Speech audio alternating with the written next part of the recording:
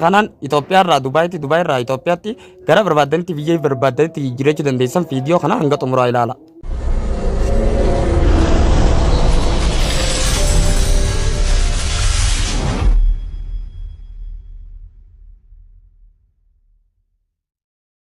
Biyya barbaadanitti jiraachuu dandeessan biyya biraatirraa gara biyya Itoophiyaatti jiraachuu dandeessaniin isinii qabadhee dhufe jalqaba irratti yuutuubii kana sabskraayibii godhaa, laayikii akkasuma viidiyoo kana yeroo laaltan kwaalitii isaa dabaladhaa.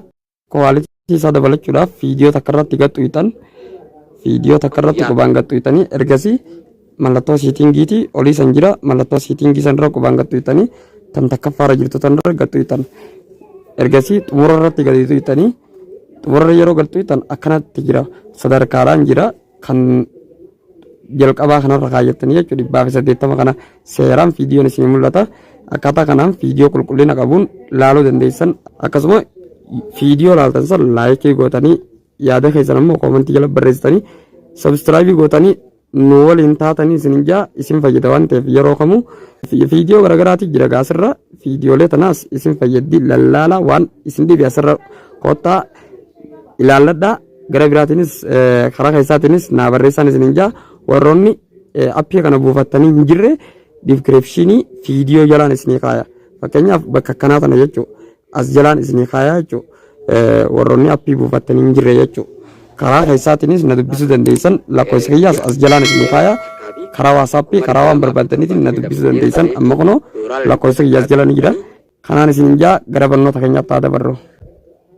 Akkaataa kanaan jijjiirratan jechuudha jalqaba irratti mallattoo gara profaayila keessatti deemtan akkanatti ol harkiftanii helbi ta'etu sana gadhuutan helbi ta'etu sana qubaan irra gadhuutan ergasii isiniif bana my feedback ta'etu sana tuutan my feedback kanarra gadhuutan ergasii kan takkaffaa jirra jiru kanarratti gadi tuutan akkanatti isinii dhufa kanarra tuutan ammaas change of gender kan jawana isa kanarratti gadi tuutan akkana yeroo raggattuutan ol harkiftanii barreeffama tokko qabattan barreeffama afaan ingiliffaatiin tiraansileet godhatan yookaan kanumaan ani barreessu kana koobbii godhatan fidadheetiin teessoo asirra godha koobbii barreeffadhee tiraansileet godheetiin asirra kaayyadhee jira bakka takka qabadhee jira koobbii godhadheetiin fidadhamma fakkeenyaaf teelegiraamii irrattiin qabadhee immoo nootiidha asirra qabadheetiin jira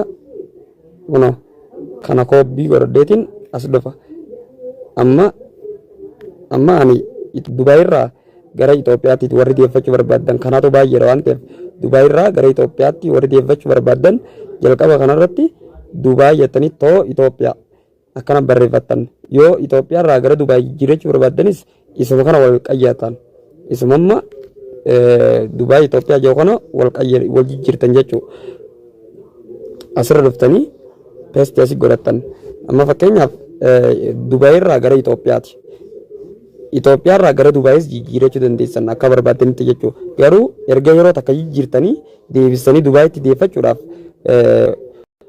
waraqaa eenyummaa tan biyya sanii isin gaafata.